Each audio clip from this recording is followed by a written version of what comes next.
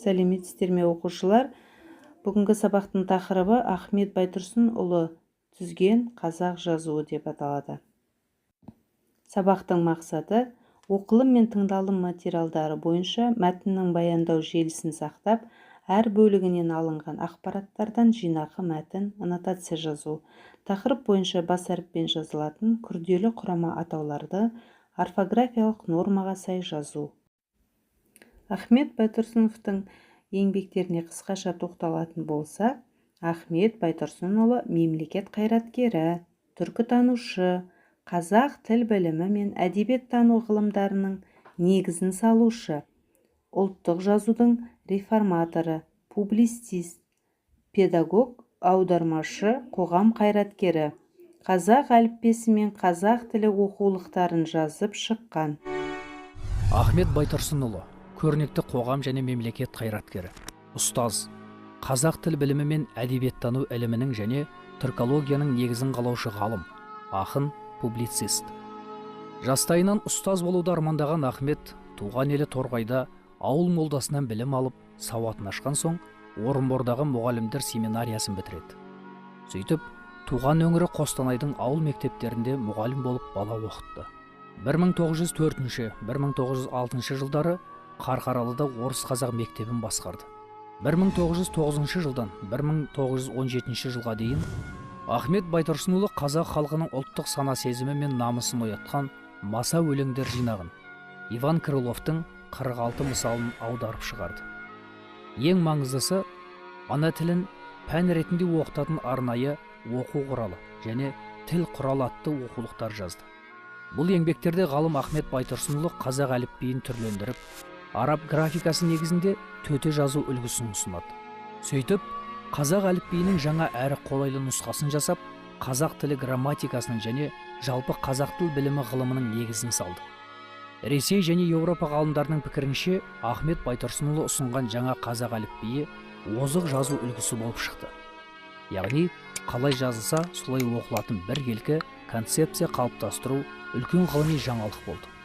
Қырғыз, қарақалпақ және башқұрт халықтары өз әліпбиін жасағанда Ахмет Байтұрсынұлы ұсынған емле үлгісін пайдаланды. Ал кейінірек қазақ тілін латын және кириллица әліпбилеріне көшіру кезінде де Ахмет Байтұрсынұлы жасаған жүйе негізге алынды. Ғалымдар Ахмет Байтұрсынұлының бұл еңбегін жоғары бағалап, бірнеше ғылыми зерттеу жазды. Лингвист ғалым Николай Яковлев 1928 жылғы ғылыми мақаласында Ахметтің орфографиялық моделін өзге халықтардың жазу үлгісін жасауда толық пайдалану керек деген тоқтамға келеді. Ұлт көсемі Әлихан Бөкейхан мен Міржақып Дулатұлы келген соң, Орынбордағы Ахмет Байтұрсынұлының өмірі күрт өзгеріп, қазақтың заманауи мәдениетін қалыптастыру арқылы отарлық бұғауынан азат ұлттық мемлекет құру идеясы қолға алды. 1905-1906 жылдары Семейде шығарылмаған қазақ газетін 1913 жылы ақпанда Орынборда шығарып, оған 1917 жылдың желтоқсанына дейін өзі басшылық етті. Қазақтың алғашқы санында Ахметтің өзі былай деп жазды: аталы жұртымыздың, адуынды ұлтымыздың аруақты аты деп, газетіміздің есімін қазақ деп қойдық. Ұлт үшін деген күштің ұлғаюына күшін қосып, көмектесер қызмет ету қазақ баласына міндет. Қызмет етем десеңдер, азаматтықтың зор жолының бірі осы. Мұндағы үндеу әрбір қазақ баласына арналған ұлы сөз еді. Кеңес үкіметі 1919 жылдың 27 тамызында Қостанай Оязын жаңадан құрылған Челябі облысына қосу жөнінде шешім қабылдайды. Бұған наразы болған Ахмет Байтұрсынұлы Ленинге хат жолдайды. Көп ұзамай Қостанай Оязы бүгінгі Қазақстанның астық ордасы болып отырған Қостанай облысы Қазақстан құрамына қайтарылады. Ахмет Байтұрсынұлы Алаш автономиясының оқу-ағарту комиссиясының төрағасы, Қазақ автономиялық кеңестік социалистік республикасының халық ағарту комиссары болып қызмет атқарды. Орынбор, Ташкенттегі халық ағарту институттарында қазақ тілі мен әдебиеті, мәдениет, тарихы пәндеріне сабақ берді. Ташкентте ашылып 1927 жылы Алматыға көшірілген Қазақ мемлекеттік педагогика институтында профессор болды. Бүгінде дара тұлға Ахмет Байтұрсынұлының қалдырған ғылыми, әдеби публицистік мұрасы ұлт мүддесіне қызмет етіп келеді. Қазіргі таңда Алматыдағы тіл білімі институты, Қостанай мемлекеттік университеті Ахмет Байтұрсынұлы атында. Қазақстанның бірқатар ірі қаласының көшелеріне де Ахмет Байтұрсынұлының есімі берілді.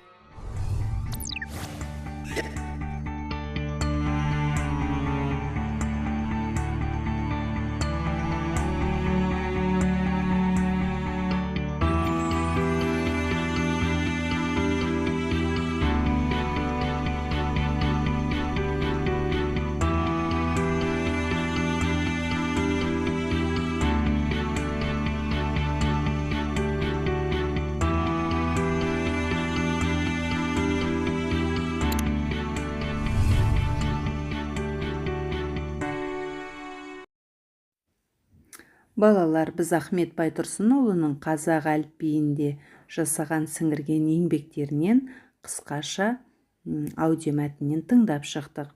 Енді мына кестеден біз 20 ғасырдан қазақтың қолданған жазу кестесін көріп отырмыз. Бұл кестеде қараңыздар балалар, 1929 жылы араб жазуында болыппыз, яғни Ахмет Байтұрсынұлының төте жазуы пайдаландық. 1929-40 жылдар аралығында латын графикасына негізделген қазақ жазуын пайдаландық. 1940 жылдан бастап қазірге дейін орыс графикасына негізделген қазақ жазуында жүрміз. Бірінші тапсырма балалар. Ахмет Байтұрсынұлының жаңа қазақ әліпбиін жасауда сіңірген еңбегі туралы бейне жазбаны тыңдап, негізгі ойды түртіп алу арқылы қысқаша жинақы мәтін компрессия жазамыз. Компрессия дегеніміз латынша сығымдау, қысу, мәтін өңдеудің негізгі түрі. Тыңдалған аудио мәтіннен осындай жинақы мәтін құрастырып жазуға болады екен. Ал мына балалар Ахмет Байтұрсынұлы түзген қазақ жазуының кестесі. Бұл жерде 1912 жылғы әріптер, 1927 жылғы әріптер, латын әріпі, кирилл әріпі. Ал мына тұстағы кесте бұл араб төте жазуы. Араб төте жазуының бір қызығы, сөздің басында, сөздің ортасында, сөздің аяғында әріптер өзгеріп отырады. Мен мысал келтіріп өтейін. Балалар, төте жазудың әріптерімен мысалға өз есімімді жазып көрейін. Ж, А, Н,